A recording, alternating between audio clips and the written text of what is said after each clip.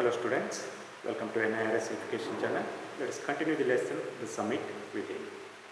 In our previous session, we came to know that the author decided to climb Everest because Everest is the highest one, mightiest one, and it deferred many previous attempts. And climbing the Everest, it is very struggling one. It is cruel struggle with rock and ice. One must use the last ounce of his energy to climb Everest. And after facing all those difficulties, when a person reaches the summit of Everest, that time that person is going to have the feeling exhilaration, as if he fought and won a battle. Now let's continue. Glimpsing a peak in distance, I get transported to another world. By seeing a peak of Everest, he transported into the another world. Means there was a tremendous change within himself. I experienced a change within myself which can only be called mystical. There was immense change within himself. That change he calls it is a kind of a mystical change. Mystical means spiritual. Spiritual means holy or divine change. By its beauty, aloofness, might, ruggedness, and the difficulties encountered on the way, the peak draws me to it as Everest did. Yes, that peak attracted him by its beauty, by its aloofness. Aloofness means distance or remoteness. By its distance or remoteness. Might means force, strength or power. Ruggedness means roughness or uneven condition. By its ruggedness and difficulties encountered on the way, and all the difficulties which he encountered on the way, all those things attracted him towards the peak. How Everest attracted him by its height and mighty power. In the same way, the peak of Everest attracted him by these qualities: beauty, aloofness, might, and ruggedness. It is a challenge that is difficult to resist. Climbing the peak is a challenge that is difficult to resist, that cannot be opposed, that cannot be resisted, controlled. Looking back, I find that I have not yet fully explained why I climbed Everest.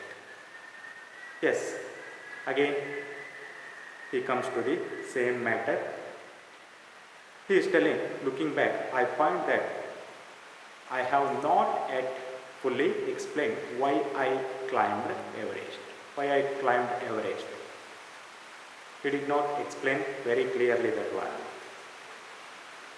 It is like answering a question, why you breathe? For that question, why do you climb Everest? For that question, answering is just like why you breathe. Okay. Why do you help your neighbor? Why do you help your neighbors? Why do you want to do good acts? Then why you are going to do some good works, good acts? There is no final answer possible. For all these questions, there is no proper answer. You can't say, I am helping my neighbor for this purpose only. I am climbing Everest for this purpose only. Or I am doing some good works for this purpose. You can't give proper purpose, or you can't answer for these questions. It is highly difficult to answer. Something within inside, it is going to make us to do all these works. That urge, it comes from within. Yeah, outside forces also there, but those feelings, they come from within. That something, that feeling which make us to do, it cannot be explained. Who is going to tell us like that? What is going to tell us to do those things? It cannot be explained. And then there is the fact that Everest is not just a physical climb. The man who has been to mountain top becomes conscious in a special manner of his own smallness in this large universe. And then there is the fact that Everest is not just a physical climb. Yeah, physically one mountain is there, you have climbed, that much only not there. Climbing the Everest, it is going to bring immense change within, inside you. See that. The man who has been to mountain top becomes conscious in special manner of his own smallness in this large universe. Yes, the man who has been to mountain top, he becomes conscious in special manner of his own smallness. He is going to understand his smallness in this large universe. How large this universe is. In this universe, how small I am. I am nothing but just like a dust particle in this vast universe. That smallness feeling that person is going to have when he reaches the summit. See here, by facing all the difficulties, when he reaches the summit, he understands how big this mountain is. At the same time, he understands that he is standing on a mountain which is there on the earth. So earth is bigger than this mountain. Then our earth, it belongs to a solar system. This is just one small planet in this solar system. And solar system belongs to galaxy. And there are lakhs of galaxies in this universe.